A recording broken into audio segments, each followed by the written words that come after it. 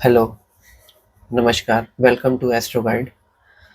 इस वीडियो में हम बात करेंगे मून के ऊपर कि राहु की महादशा में मून यानी कि मन पे क्या इफेक्ट आता है। लेकिन वीडियो स्टार्ट करने से पहले मैं आप लोगों को फिर से एक बार रिमाइंड कराना चाहूँगा कि मैंने एक वीडियो बनाई थी हेल्थ को लेकर के। तो वो चीज़ मैं फिर से आप लोगों को कहना चाहूँगा कि आप जो है अगर अपने हेल्थ पे यानी कि अपने लग्न को बेटर बनाने के लिए काम नहीं कर रहे हो, तो इसका मतलब समझ लीजिए कि आप ज़्यादा बड़ा कुछ अचीव कर नहीं सकते, क्योंकि लग्न को बल देने के बाद आपकी कुंडली जो है ऑटोमेटिकली अपलिफ्ट हो जाती है। तो जाकर के पहले अपनी हेल्थ पे काम करिए। उस पे काम किए बगैर आप ज़्यादा बड़ा कुछ अचीव नहीं कर सकते। अपने हेल्थ को सही रखिए, इंटरनली क्या चल रहा है उस चीज़ पे ध्यान रखिए। तो अब हम बात करते हैं मून के ऊपर कि राहु की महादशा में मून जो है वो सबसे ज़्यादा अफ्लिक्शन पे आ जाता है, क्योंकि आपने वो स्टोरी सुनी होगी कि कैसे मून की वजह से स्वरभानु को अपने सर यानी कि उसका सर धड़ से अलग हुआ था। और इसी वजह से राहु जो है मून से और सन से सबसे ज़्यादा एनिमिकल रिलेशन रखता है। तो इस वजह से क्या है कि ना राहु जो है मून को सबसे ज़्यादा अफ्लिक्ट करता है, यानी कि मन को सबसे ज़्यादा परेशान करता है। इस टाइम पीरियड पे आप जो है सबसे ज़्यादा इमोशनली टर्बुलेंस फील करोगे, अननेसेसरी डर फील करोगे, ठीक है। और ये कंडीशन जो है और भी ज़्यादा बढ़ जाती है जब आपके चार्ट में राहु जो है मून के साथ बैठा हो, या फिर कैंसर साइन में बैठा हो, या फोर्थ हाउस में बैठा हो, या फिर राहु मून को एस्पेक्ट कर रहा हो।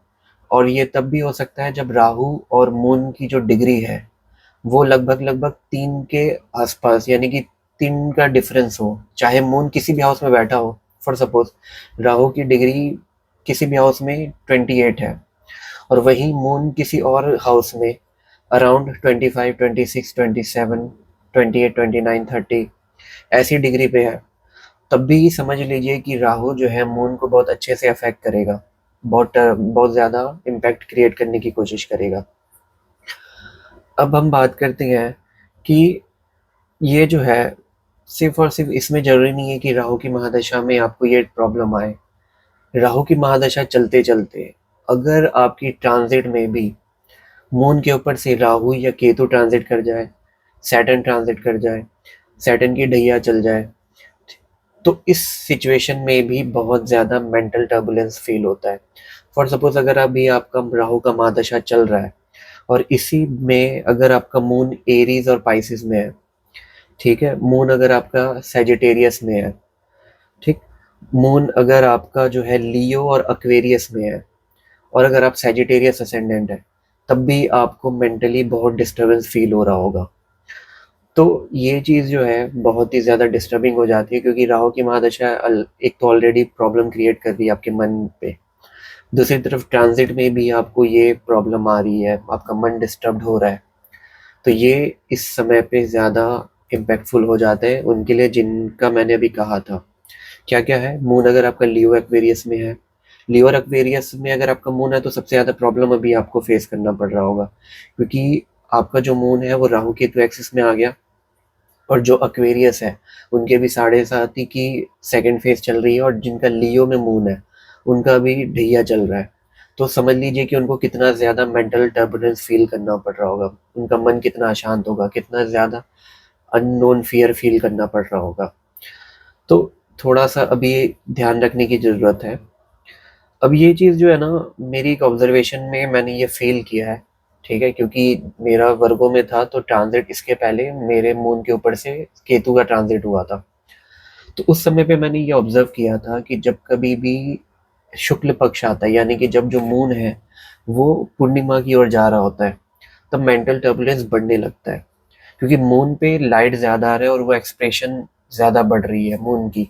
तो इस टाइम पे ना सबसे ज़्यादा आपको टर्बुलेंस फील करने को देखने को मिलेगा, आपका मन बहुत ज़्यादा अशांत होगा, और ख़ास करके पूर्णिमा के नज़दीक आपको बहुत ज़्यादा मेंटल टर्बुलेंस फील होगी, ठीक है। लेकिन जैसे जैसे अमावस्या आएगा तो मून पे जो रोशनी है वो कम पड़ती रहती है, तो इस टाइम पे हो सकता है कि आपको थोड़ा मेंटल टर्बुलेंस कम फील हो। तो हो सके तो ये खुद भी आप ऑब्जर्व करिए और उसी के अकॉर्डिंग अपनी प्लानिंग करिए। जब अमावस्या के नज़दीक यानी कि कृष्ण पक्ष है उस समय पे आप कुछ क्रिएटिव होकर के अपना वर्क कर सकती हैं खुले दिमाग से। फिर जब कभी भी शुक्ल पक्ष आ रहा है तो उस समय पे आप अपनी मेंटल कंडीशन को देख करके अपने वर्क को प्लान कर सकते हैं। उस समय आप ज़्यादा से ज़्यादा मेडिटेशन वगैरह करिए तो आपको थोड़ा हेल्पफुल रहेगा। अब बात आती है कि ऐसे सिचुएशन में रेमेडी क्या करनी है, इस चीज़ से बचना कैसे है। अगर आपको बहुत ज़्यादा मेंटल टर्बुलेंस फील हो रहा है इस टाइम पे, ठीक है, फॉर सपोज कि आपका जो अभी राहु की महादशा चल रही है, ठीक है, हो सकता है कि राहु मून में भी अगर आप हो तब भी आपको बहुत ज़्यादा प्रॉब्लम फील हो रहा होगा।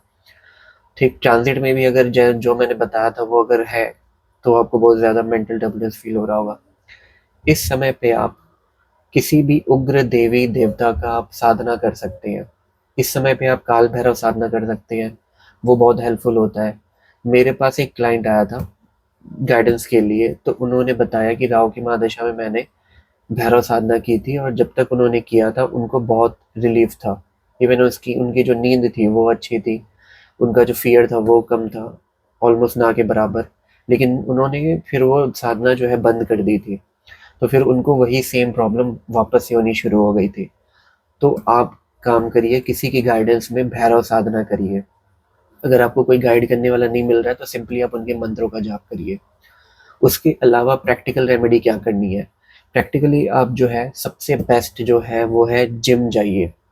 मैं ये आपको बार बार कहता हूँ कि जिम जाइए, जिम जा करके मसल ट्रेन करिए। मसल ट्रेनिंग करने से जब पसीना आपका निकलेगा, मसल मजबूत होगा, तो इससे शनि बेटर होगा, ठीक है, और कहीं ना कहीं मार्स भी आपका बेटर होगा, तो वो इस तरीके की सिचुएशन को हैंडल करने में बहुत हेल्प करता है। मैं रेगुलरली जिम जाता हूँ, मसल ट्रेन करता हूँ, तो मुझे ये फील होता है कि और किसी दिन अगर मैं नहीं जा पाता तो मुझे नेचुरली फील होता है कि यार माइंड डिस्टर्ब्ड है, तो मैं जिम जाता हूँ। जिम जाना बेस्ट रेमेडी है इस टाइम पे। जाइए, जिम जाइए। लड़कियों को खास करके जाना चाहिए, लड़कियां बहुत ज़्यादा बहाने बनाती हैं कि जिम ना जाने का। तो मैं यही कहूँगा कि लड़कियों को खास करके जाइए, जिम जाइए, अच्छा रहेगा आपके लिए। ठीक, उसके अलावा क्या कर सकते हैं आप कि अगर आपके घर के आसपास कोई वाटर बॉडी है, नदी है, ठीक है, रिजर्वायर है या तालाब है, उसके पास जा करके बैठिए। तो वो जो वाटर बॉडीज है, ठीक है, उसकी जो शीतलता आपके मन पे आएगी, तो वैसे ही फिर आपका मन शांत होगा।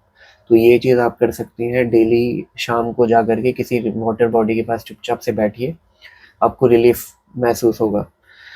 ठीक, इसके साथ साथ आप क्या है, शिवलिंग पे पानी चढ़ा सकते हैं, तो ये भी आपको अच्छा शांत करता है दिमाग को। ठीक है, ओम नमः शिवाय, मून के मंत्रों का रेगुलर जाप करिए, तो आपको रिलीफ मिलेगा।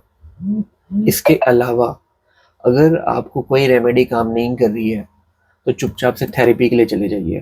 ठीक है, किसी के पास भागने की जरूरत नहीं है, क्योंकि आपकी जो प्रॉब्लम है मन के अशांत होने की वजह से, और इसी अशांत मन की वजह से आप जो है जगह जगह कंसल्टेशन लेंगे, सोचेंगे कि इससे प्रॉब्लम सॉल्व नहीं होगा, फिर मन अशांत होगा तो किसी और के पास भागोगे आप, ठीक है, गलत डिसीजंस लोगे। तो इससे अच्छा है कि वो जो पैसे हैं चुपचाप से आप थेरेपी पे लगा लीजिए। ठीक है, किसी थेरेपिस्ट के पास जाइए, कंसल्ट करिए, अपनी मेंटल कंडीशन बताइए, ठीक है, तो वो आपको गाइड कर पाएंगे, और अगर मेडिसिन भी अगर देना पड़े तो वो आपको देंगे। ठीक है, तो ये कुछ चीज़ें थी जो इस टाइम पीरियड पे आपको ज़रूर करना चाहिए। और सबसे इम्पोर्टेंट बात, लगना, यानी कि अपने शरीर पे फोकस करिए, कुछ भी हो फोकस करिए। लगना और मेंटल हेल्थ, यानी कि फिजिकल एंड मेंटल हेल्थ पे आपको फोकस करना ही करना है, कुछ भी हो जाए। Thank you, God bless you. Hope कि जो मैंने आपको चीज़ें बताई हैं वो आप वो करोगे और अपनी लाइफ को बेटरमेंट की ओर लेके जाएंगे। Thank you.